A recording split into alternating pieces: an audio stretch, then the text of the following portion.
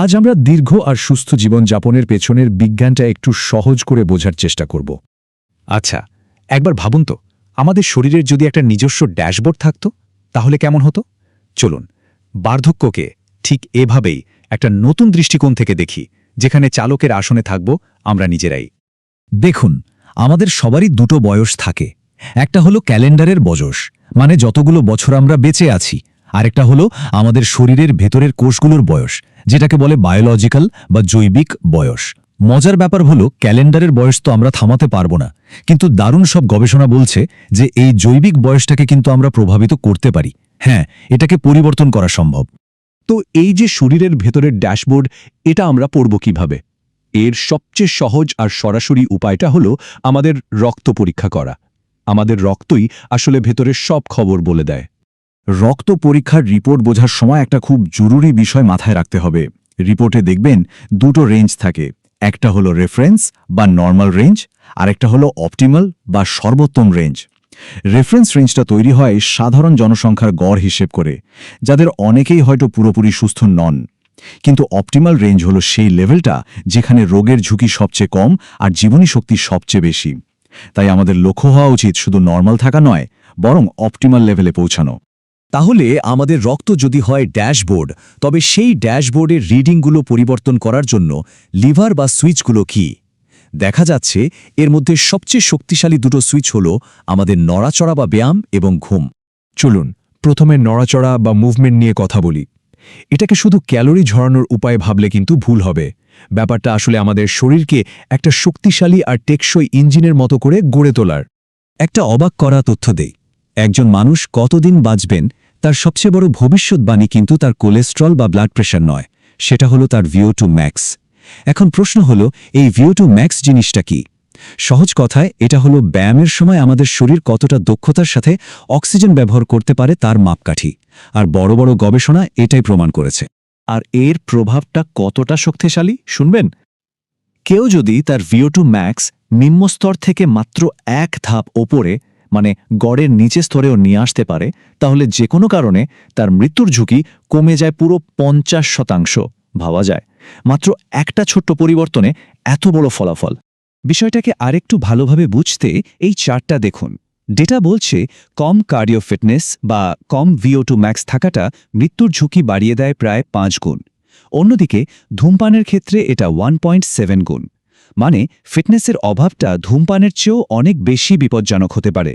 তাহলে প্রশ্ন আসে, এই VO2 ম্যাক্স বাড়ানোর সবচেয়ে কার্যকর উপায়টা কি? বিজ্ঞান আমাদের একটা দারুণ পদ্ধতির কথা বলছে, যার নাম পোলারাইজড ট্রেনিং। নামটা শুনে কঠিন মনে হলেও ব্যাপারটা বেশ সহজ। এটা হলো 2 ধরনের ব্যায়ামের একটা মিশ্রণ। এই পদ্ধতিতে আমাদের কার্ডিও ব্যায়ামের প্রায় 80% হবে জোন 2 লেভেলের, মানে এমন গতির ব্যায়াম যেমন ধরুন জোরে হাঁটা, যখন আপনি হাঁপিয়ে না গিয়েই কথা চালিয়ে যেতে পারবেন। এটা আমাদের শরীরের কোষের শক্তি বাড়ায়। আর বাকি 20% হবে জোন 5, মানে একদম সর্বোচ্চ চেষ্টার ব্যায়াম খুব অল্প সময়ের জন্য। এই দুটো মিলেই তৈরি হয় সেই পারফেক্ট ভারসাম্য। আচ্ছা, ব্যায়ামের কথা তো হলো, এবার চলুন আমাদের দ্বিতীয় শক্তিশালী লিভার অর্থাৎ ঘুম নিয়ে কথা বলি। ঘুমকে আমরা প্রায় শুধু বিশ্রাম বলে মনে করি, কিন্তু এটা তার চেয়ে অনেক বেশি কিছু। এটা আসলে আমাদের শরীর আর মস্তিষ্কের জন্য একটা অত্যন্ত সক্রিয় মেরামতের সময়। বিশেষ করে আমাদের মস্তিষ্কের জন্য ঘুম কতটা জরুরি তা বোঝাতে একটা দারুণ আবিষ্কারের কথা বলি। বিজ্ঞানীরা সম্প্রতি মস্তিষ্কের ভেতরে একটা বর্জ্য পরিষ্কার করার সিস্টেম খুঁজে পেয়েছেন, যার নাম গ্লিমফ্যাটিক সিস্টেম।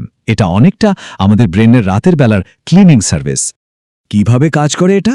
যখন আমরা গভীর ঘুমে থাকি, আমাদের মস্তিষ্কের কোষগুলো একটু সংকুচিত হয়ে যায়, আর তখন সেরিব্রোস্পাইনাল ফ্লুইড এসে সারাদিনের জমে থাকা বর্জ্য, যেমন বিটা অ্যামাইলয়েডের মতো বিষাক্ত প্রোটিন, সব ধুয়ে মুছে পরিষ্কার করে দেয়।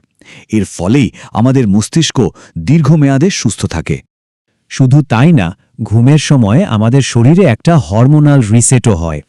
একদিকে গ্রোথ হরমোনের মতো উপকারী হরমোন নিঃসৃত হয়, যা শরীরকে মেরামত করে। অন্যদিকে কর্টিসলের মতো স্ট্রেস হরমোন কমে যায়। এই পুরো প্রক্রিয়াটা আমাদের বার্ধক্যের গতিকে ধীর করে দেয়। তো আমরা যে দুটো লিভারের কথা বললাম, ব্যায়াম আর ঘুম, সেগুলো আসলে আমাদের শরীরের ড্যাশবোর্ডের রিডিং বা রক্ত পরীক্ষার ফলাফলের উপর ঠিক কিভাবে প্রভাব ফেলে, চলুন সেটাই দেখি। এখানে কিছু গুরুত্বপূর্ণ বায়োমার্কারের উদাহরণ দেওয়া হলো।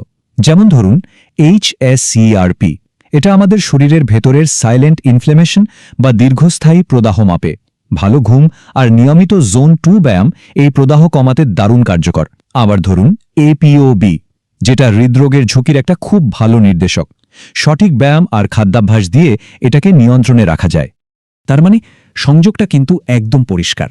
আমরা যখন ভালো ঘুম আর সঠিক ব্যায়ামকে আমাদের জীবনের অংশ করে নিই, তখন রক্ত পরীক্ষার এই গুরুত্বপূর্ণ মার্কারগুলোতে সরাসরি তার ইতিবাচক প্রভাব দেখতে পাই। আর এভাবেই আমরা আমাদের জৈবিক বয়সকে কমাতে পারি। এই সব কিছু মিলিয়ে আমাদের স্বাস্থ্যের জন্য একটা দারুণ কার্যকরী পরিকল্পনা তৈরি হয়। এটা এমন একটা পরিকল্পনা যা তথ্যের উপর ভিত্তি করে কাজ করে। ব্যাপারটা একটা সহজ চক্র বা লুপের মতো। প্রথমত, শরীরকে সচল রাখা, বিশেষ করে পোলারাইজড ট্রেনিংয়ের মাধ্যমে।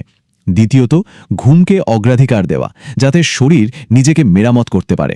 আর তৃতীয়ত, নিয়মিত ডেটা ট্র্যাক করা, মানে রক্ত পরীক্ষার মাধ্যমে নিজের শরীরের ড্যাশবোর্ডে নজর রাখা। আর এভাবেই উন্নতিটা নিজের চোখেই দেখা যায়। আসলে রক্ত পরীক্ষার ডেটা শুধু এটা বলে না যে কি সমস্যা হয়েছে, বরং এটা আমাদের দেখিয়ে দেয় যে ঠিক কোন কোন জায়গায় কাজ করলে আমরা আরও সুস্থ আর শক্তিশালী একটা ভবিষ্যৎ গড়তে পারব। মানে অসুস্থতার জন্য অপেক্ষা না করে সুস্থতাকেই আরও এক ধাপ এগিয়ে নিয়ে যাওয়া। শেষ কথা হলো, আমাদের জেনেটিক্স বা জীববিদ্যাই কিন্তু আমাদের শেষ কথা নয়।